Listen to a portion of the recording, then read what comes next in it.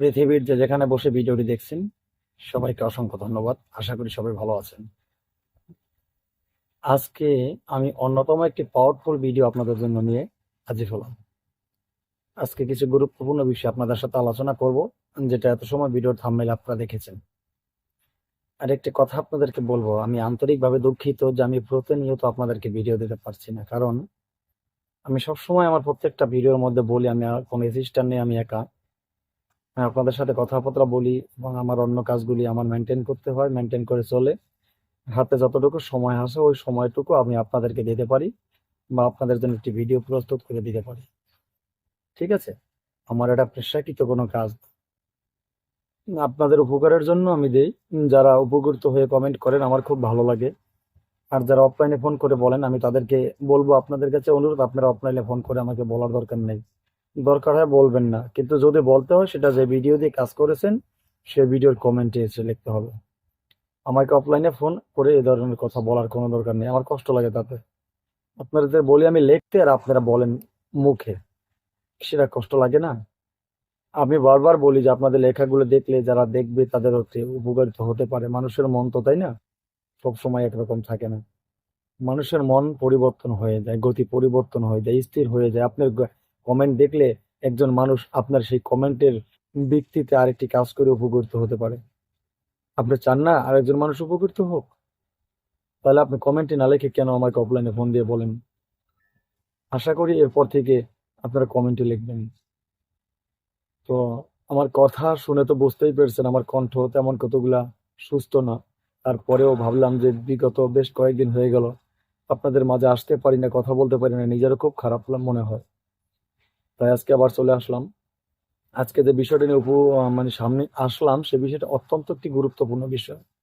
আমাদের সমাজে দেখা যাচ্ছে গ্রামগঞ্জে শহরে যেখানে আমরা লক্ষ্য করি না কেন, এখন মানুষের ভিতরে একটি এরকম ধরনের কার্যক্রম শুরু হয়ে গেছে যেটা ভাবতে আমাদের কষ্ট হয়।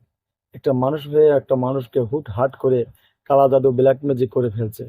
কিছু টাকার জন্য কিছু কিছু অসাধু তান্ত্রিক কবিরাজ আছে, তারাও সে কাজগুলি করছে। তো কি হয় বলুন তো, কাজগুলি করে একটা মানুষকে বিভ্রান্তি করা হয়, একটা মানুষকে ক্লান্ত করা হয়, একটা মানুষকে অসুস্থ করা হয়। এক সময় সেই অসুস্থতার সাথে ভুগতে ভুগতে একটা মানুষ এই পৃথিবীর আলো ত্যাগ করে পৃথিবী ছেড়ে চলেও যায়। এরকম হয়। কিন্তু এরকম ধরনের এই জঘন্য কাজ যারাই করেন না কেন, যেই সমস্ত তান্ত্রিক কবিরাজরা করে, আমি তাদের ধিক্কার জানাই। আমি তাদের ধিক্কার জানাই, আর আমি তাদেরকে সবসময় অসাধুই বলবো। আর তাদের কোনো প্রার্থনা হয়তো সৃষ্টিকর্তার কাছে গিয়ে বুঝবে না, কারণ তারা এখানেও সুখ পাবে না। আর এই পৃথিবী থেকে অন্য পৃথিবীতে গেলেও তারা কখনো সুখী হতে পারবে না। আপনারা কেউ কখনো খারাপ করবেন না, মানুষের ভালো আপনি করবেন, সৃষ্টিকর্তা আপনার ভালো করবে। ঠিক আছে? তো আজকে যে কাজটি জন্য নিয়ে এসেছি, এই কাজটি হলো যে ব্ল্যাক ম্যাজিক, কালো জাদু, যে যেটাই করুক না কেন আপনাকে, সেই ব্ল্যাক ম্যাজিক কালো জাদুর যে জড়িপুটিগুলা আপনার পেটের ভিতরে থাকে, এই যার কারণে আপনার পেটের ভিতরে ব্যথা হয়, নাভির গোড়ায় চিন চিন ব্যথা করে, শরীরটা ক্লান্ত লাগে, খাবার দাবার বন্ধ হয়ে যায়, হ্যাঁ, শরীরের ভিতরে ঝিমঝিম করে, কিছু ভালো লাগে না, একা থাকা ভালো মনে হয়, অনেক সময় কারো কথাবার্তা শুনলেও ভালো লাগে না। আবার কিছু কিছু সিমটম আছে, মেরুদণ্ড ব্যথা করে, অনেক সময় মাথা ভার থাকে। হ্যাঁ, এই যে বিষয়গুলি, এরকম অনেকটা সিমটম হয়, যেটাই হোক না কেন, যদি আপনি বোঝেন যে আপনার কোনো একটা সমস্যা হয়েছে, নিজের বিষয়গুলি যদি নিজে বুঝতে পারেন, তা নিজের যদি কর্ম জানা থাকে, সন্দেহজনক যদি কোনো এরকম বিষয় হয় যে আমার এই জিনিসটা হতে পারে, আমার ব্যাকগ্রাউন্ডে আমার শত্রু আছে, শত্রুরা আমাকে ক্ষতি করতে পারে, এই জিনিসটা যদি আপনার মনে মনে হয় বা মনে বোঝা যায়, তাহলে তখন আপনি আজকে যে জিনিসটি নিয়ে আমি হাজির হয়েছি, এই কার্যক্রমটি যদি আপনি নিজেরটা নিজেই করেন, তখন আপনার পেটের ভিতরে যদি কোনো জড়িপুটি থাকে, শত্রু যদি কোনো ক্ষতি করে থাকে, কালা জাদু করে থাকে, চালান কিছু করে থাকে, সেই জিনিসগুলি যদি আপনার পেটে থাকে সেগুলি কিন্তু বেরিয়ে আসবে। আপনি নিজেই করতে পারবেন, খুব সহজে করতে পারবেন। কিভাবে করবেন এই বিষয়টা নিয়ে আজকে আলোচনা করব। তাই এই ভিডিওটি অত্যন্ত গুরুত্বপূর্ণ।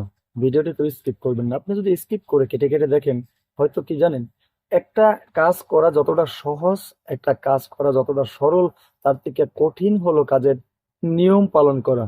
কাজের নিয়মগুলি আপনি যদি কথাগুলি শোনেন, শুনে যদি কথাগুলো বুঝেন, কথাগুলি শুনে বুঝে তারপরেই পালন করবেন।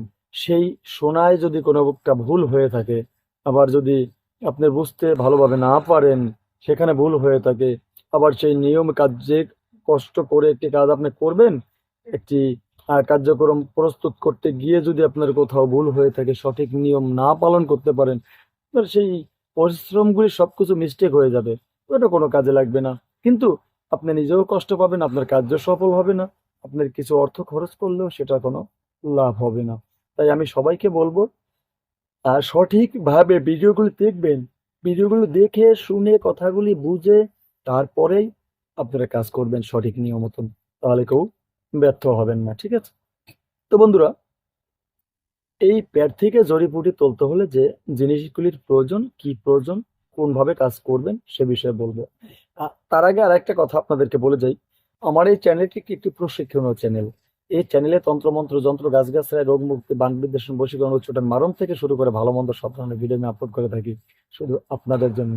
কারণ এখন বলতে পারেন যে গুরুজি আপনি একটু আগে তো বললেন যে খারাপ জিনিসগুলি ভালো না। হ্যাঁ, খারাপ জিনিসগুলি ভালো না সেটাও বলছি। আবার এগুলো আমি কেন দেই? আমি কেন দেই? ওই যে আপনাকে খারাপ করেছে, আপনি খারাপ করবেন না কারো, তবে একটি শাস্তি দেওয়া উচিত। শত্রুকে যদি একবারেই ছেড়ে দেন, আপনি কোনো শাস্তিই না দেন, সে আস্তে আস্তে মাথায় চড়ে বসবে, এক সময় আপনার ঘাটটাকে সে ভেঙে ফেলবে। ঠিক আছে? আর যদি আপনি জানতে পারেন, চিহ্নিত করতে পারেন আপনার শত্রুকে, আবার যদি নাও চিহ্নিত করতে পারেন, আপনার কাজটি যদি আপনি করে যান যে বলা নিয়ম মতন, দেখবেন সেই শত্রু, আপনার যে শত্রু, সেই শত্রুর উপরেই আঘাত করবে গিয়ে, অন্য মানুষের উপরে আঘাত করবে না। এরকম অনেক অসংখ্য কাজ আমি দিয়েছি। ঠিক আছে? তো যাই হোক, আপনারা যদি বিনা পয়সায় প্রশিক্ষণ চ্যানেল হিসাবে যদি এখনো সাবস্ক্রাইব করে না থাকেন আমার চ্যানেলটিকে, যারা চ্যানেলটি সাবস্ক্রাইব করেন এখন চ্যানেলটি সাবস্ক্রাইব করুন, পাশে থেকে বেল আইকনটি বাজিয়ে নোটিফিকেশন অন করে চ্যানেলটি লাইক দিয়ে দিন, যাতে আমি নতুন ভিডিও আপলোড করার সাথে সাথে সর্বপ্রথম সবার আগে আপনার কাছে চলে যায়। কারণ আমি এই এই যে পাওয়ারফুল ভিডিওগুলো দিই মাঝের ভিতরে এসে, এই ভিডিওগুলো কিন্তু অত্যন্ত অমূল্য সম্পদ, অ্যাভেলেবেল, সবকিছু সব জায়গায় পাওয়া যায় না। ঠিক আছে? যাই হোক, কথা বাড়াবো না, চলুন আগে এই ভিডিওটি দিয়ে কাজ করতে হলে আপনার ছোট্ট একটি মন্ত্রর কিন্তু প্রয়োজন অবশ্যই আছে, মন্ত্র ছাড়া তো কাজ হয় না। তো এই মন্ত্রটি আপনারা কিভাবে প্রয়োগ করবেন সে বিষয় নিয়েও আলোচনা করব, কিন্তু তার আগে মন্ত্রটি আমরা একবার দেখে আসি, তারপরে তার নিয়মের বিষয়গুলি আলোচনা করব, তা যাতে আপনাদের বুঝতে সহজ হয়। চলুন, এই যে মন্ত্রটি, আশা করি মন্ত্রটি আপনারা দেখেছেন।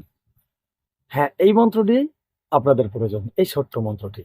মন্ত্রটি অত্যন্ত পাওয়ারফুল কিন্তু আপনি, এত সুন্দর কাজ এর মাধ্যম দিয়ে হয়, আপনার কাজ না করা পর্যন্ত বুঝতে পারবেন না। কারণ আমি পরীক্ষিত জিনিসগুলো আপনাকে দিয়ে থাকি।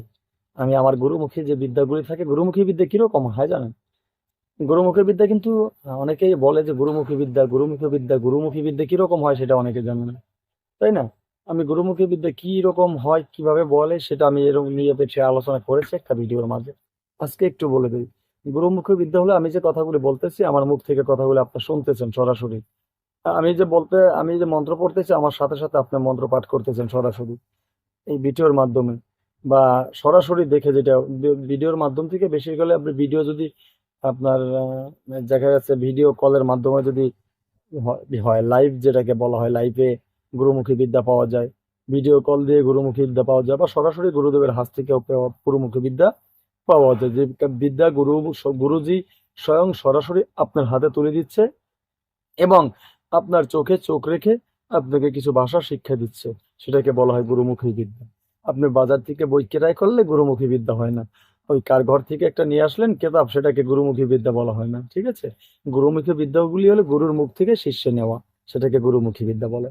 যেমন আমি কথা বলতেছি, কথাগুলি আপনি নিতেছেন, আমি একবার বলবো আমরা আর একবার বলবেন, আমি আর একবার বলবো আপনি আর একবার বলবেন, আমি আপনাকে শিখাচ্ছি। যেমন তওবা করে না মানুষ, যেরকম মুসলিমরা তওবা করে, আবার হিন্দু, বৌদ্ধ, খ্রিস্টান জাতি যে দাদা ভাইরা বোনেরা আছেন, তারা তাদের মতো শপথ গ্রহণ করেন, যেমন এইভাবে জিনিস, তাই না? তো যাই হোক, গুরুর মুখ থেকে শিষ্যে যে কথাটা নেয় সেটাকেই বলে গুরুমুখী বিদ্যা। তো আমি সেই গুরুমুখী বিদ্যাগুলি কিন্তু আপনাদের জন্য নিয়ে এসেছি। ঠিক আছে? তো মন্ত্র দেখিয়েছি, তো চলুন এবার মন্ত্র কার্যকারিতা কিভাবে কি করবেন সেটা বলে দিচ্ছি সঠিকভাবে। নিয়মটি পালন করে কাজ করবেন, অবশ্যই সফলতা অর্জন করতে পারবেন। সর্বপ্রথম কি করবেন? মন্ত্রটিকে ভালোভাবে মুখস্থ করবেন। মন্ত্রটি ভালোভাবে মুখস্থ করবেন। এখন মন্ত্রটি ভালোভাবে মুখস্থ করতে হলে অবশ্যই পরিষ্কার কাপড় পরিধান করবেন, দেহটাকে পরিষ্কার রাখবেন, দেহটাকে পরিষ্কার রেখে উত্তর দিকে মুখ করে বসে মন্ত্রটিকে খুব সুন্দরভাবে মুখস্থ করবেন। তো মন্ত্রটি যখন ভালোভাবে মুখস্থ করা হয়ে যাবে, এরপরে হলো মন্ত্রটি প্রয়োগ বিধি। এটি দিয়ে আপনার কাজ করতে হবে। এখন সেই কাজ আপনি কিভাবে করবেন? তবে মন্ত্রটি মুখস্থ করার পরে এই মন্ত্রটিকে আপনি উত্তর দিকে মুখ করে আসনে বসে আসনে আগরবাতি মোমের বাতি জ্বালাবেন, জ্বালিয়ে এই মন্ত্রটিকে 108 বার, আবারও বলি 108 বার পাঠ করে নিবেন। 108 বার পাঠ করে নিলে মন্ত্রটি আরো শক্তিশালী হয়ে যাবে, ঠিক আছে? এরপরও আপনি কাজ করবেন। এখন কাজ কিভাবে করবেন সে বিষয়ে বলছি, মনোযোগ সহকারে কিন্তু শুনবেন, ঠিক আছে? এই মন্ত্রটি যখন মুখস্থ হয়ে যাবে তারপরে কি করবেন আপনি? আপনি যে কোনো শনিবার, মঙ্গলবার বা অমাবস্যার দিন আহ ৩ শিরা ৩ শিরা মনসা গাছ, সেই ৩ শিরা মনসা গাছের শিকড় তুলে নিবেন। শিকড় তোলার মন্ত্র আমার চ্যানেলে আমি বলে দিয়েছি, চ্যানেলে দেওয়া আছে। আর সেখান থেকে গিয়ে সেই ভিডিওগুলো দেখে শিক্ষা নিতে পারবেন, ঠিক আছে? সে গাছ তোলার মন্ত্র যে আছে সেই গাছ তোলার মন্ত্র পড়ে, যেমন দেখা গেছে গাছ তোলার মন্ত্র আমি এখানে একটু বলে দেই, অনেকেই হয়তো সেই ভিডিওগুলি খুঁজে পাবেন না। তো সেই ক্ষেত্রে এখানে একটু বলে দিই, যেমন আপনি যদি কোনো গাছ তুলতে যান, এই যে শিকড় তুলতে বলেছি, আপনি গাছ তোলার মন্ত্র শনিবার, মঙ্গলবার বা অমাবস্যা অথবা পূর্ণিমার সময় আপনি তুলবেন। তো দেখা গেছে কি আগামী দিন শনিবার, আগামী দিন আপনি শিকড় তুলবেন, বা আগামী দিন মঙ্গলবার আপনার শিকড় তুলবেন, আগামী দিন অমাবস্যা পূর্ণিমা আপনার শিকড় তুলবেন। তো এই আগের দিন বিকালবেলা আপনি গাছের গোড়ায় যাবেন, যে গাছ তুলবেন সেই গাছের গোড়ায় যাবেন, একটি পান, একটি গোটাযুক্ত সুবড়ি, মানে আস্তে একটি সুবড়ি দিবেন, গোটা সুবড়ি, যাতে নিখুঁত সুবড়িটা থাকে, পানটা ছেঁড়া ফাটা না থাকে। আর সাথে নিবেন 1 বোতল পানি অথবা জল, যে যেটাই বলেন না কেন, সাথে নিয়ে যাবেন। নিয়ে গাছের গোড়া ময়লা থাকলে, পাতা পোতা মানে বিভিন্ন ধরনের জঙ্গল থাকলে সেটা পরিষ্কার করবেন। পরিষ্কার করে আপনি সেই গাছের গোড়ায় জল দিবেন, ঠিক আছে? ওই 1 বোতল জল দিয়ে দিবেন। তারপরে ওখানে ওই যে ওইখানে জলটা দেওয়ার পরে আপনি ওই পানটা রেখে তার উপরে সুপারিটা রাখবেন। সুপারিটা রেখে বলবেন যে, হে বৃক্ষ দেবতা, আমি আপনাকে আমি আপনাকে নিমন্ত্রণ করতে আসলাম। আমি আপনাকে নিমন্ত্রণ করতে আসলাম, আগামী দিন আপনাকে আমি নিয়ে যাব, ঠিক আছে? আমি যে নিয়ত উদ্দেশ্য করে এসেছি, আমার সেই উদ্দেশ্য যেন পুরো হয়, সেটা আপনি পূরণ করবেন। এই কথা বলে চলে আসবেন, ঠিক আছে? তো চলে আসার পরে আপনি যখন যাবেন পরের দিন ভোরবেলা একবারে ঘুম থেকে উঠে বাসে মুখেই আপনি চলে যাবেন এই গাছটির কাছে। গাছটির কাছে গিয়ে আপনি পূর্ব দিকে মুখ করে অথবা উত্তর দিকে মুখ করে, পূর্ব দিকে মুখ করে গাছ তোলা ভালো, পূর্ব দিকে মুখ করে দাঁড়িয়ে এরপরে আপনি এই যে শিকড় তুলতে বলছি, এখন অনেকে করে কি জানেন, যে পুরো গাছটিকেই তুলে নেয়। তা গাছটিকে তুলে নিলে কিন্তু গাছটি মারা যায়, তাই না? পরবর্তী টাইমে আর কি সেই গাছ জন্মানো খুব একটি কষ্ট। আপনি ওই সাইড দিয়ে শিকড় খুঁড়ে পরিষ্কার করে রাখতে পারেন, যাতে শিকড় ছিঁড়ে না যায়, ঠিক আছে? ছিঁড়ে না যায়। তো সেইভাবে পরিষ্কার করে রেখে সেখানেও আপনি জল দিতে পারেন। তারপরে ওই যে সংকল্পর কথা বলেছি, সেই সংকল্প আপনি করতে পারেন। পরের দিন সকালবেলা ঘুম থেকে উঠেই পরিষ্কার কাপড় পরিধান করে যদি স্নান করতে পারেন ভালো হয়। স্নান করে এরপর ওই গাছের গোড়ায় চলে যাবেন। পূর্ব দিকে মুখ করে দাঁড়াবেন, দাঁড়িয়ে আপনি 3 বার বলবেন, বৃক্ষ জাগো, বৃক্ষ জাগো, বৃক্ষ জাগো, তোমাকে যেই কাজে লাগাবো বৃক্ষ সেই কাজে লাগো। ঠিক আছে? কথাটা আবারও বলছি, বৃক্ষ জাগো, বৃক্ষ জাগো, বৃক্ষ জাগো, তোমাকে যেই কাজে লাগাবো বৃক্ষ সেই কাজে লাগো। তোকে বসুমতির দোহাই, তোকে বসুমতির দোহাই, তোকে বসুমতির দোহাই। এই যে মন্ত্রটা আপনি একবার বলবেন, হ্যাঁ, আবার গাছের উপরে একবার নখ ঠোকা দিবেন, আবার একবার বলবেন, একবার নখ ঠোকা দিবেন, এবার একবার বলবেন, একবার নখ ঠোকা দিবেন। এই 3 বার বলবেন, 3 বার নখ ঠোকা দিয়ে এরপর নিঃশ্বাসটি বন্ধ করে আপনি ওই যে বলেছি গাছের শিকড়টি আপনি ওই কোনো ধারালো অস্ত্র দিয়ে সেটাকে সাইড দিয়ে গাছ থেকে আলাদা করে আপনি শিকড়টিকে টেনে তুলবেন, ঠিক আছে? নিয়ে সোজা বাড়িতে চলে আসবেন। আসার পথে পিছন দিকে তাকাবেন না। এটি হলো গাছের শিকড় তোলার, যে কোনো গাছের শিকড় তোলার একটি নিয়ম, বা শিকড় তোলার একটি যে প্রকৃত সঠিক নিয়ম যেটা, সেটাই কিন্তু বলেছি আমি। কিন্তু আপনাদেরকে একটু আধটু বলি না এখানে, বাকি রেখে ওখান থেকে সেটা বলিনি কিন্তু, ঠিক আছে? তারপরও গাছ তোলার মন্ত্র আরো আছে, এক একজন এক এক মন্ত্র পড়ে গাছ তোলে, সেটা যার যার ব্যক্তিগত ব্যাপার। আমি সংক্ষিপ্তভাবে যেটা সেটা আপনাদেরকে বুঝিয়ে দিলাম এবং শুনিয়ে দিলাম, ঠিক আছে? তো গাছটি তুলে এনে এরপরে সেই শিকড় থেকে আপনাদের পরিষ্কার করতে হবে সুন্দরভাবে। পরিষ্কার জলে ধুয়ে পরিষ্কার করে সেটাকে আপনার পরিষ্কার একটি স্থানে রাখবেন।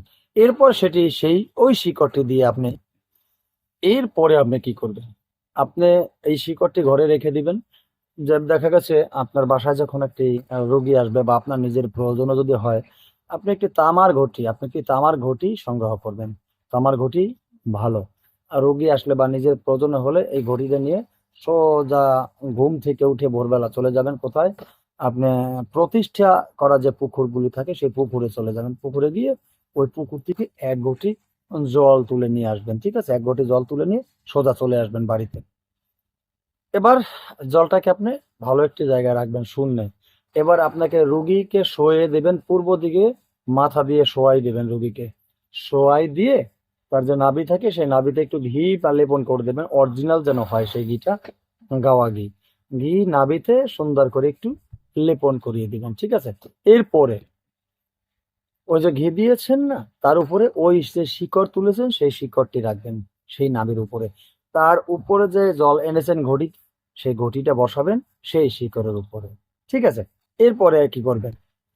আপনি আহ একটি লাল শালু কাপড় নিবেন। লাল শালু কাপড় নিয়ে আপনি ওই যে ঘটির মুখটা কি করবেন? ঢেকে দিবেন।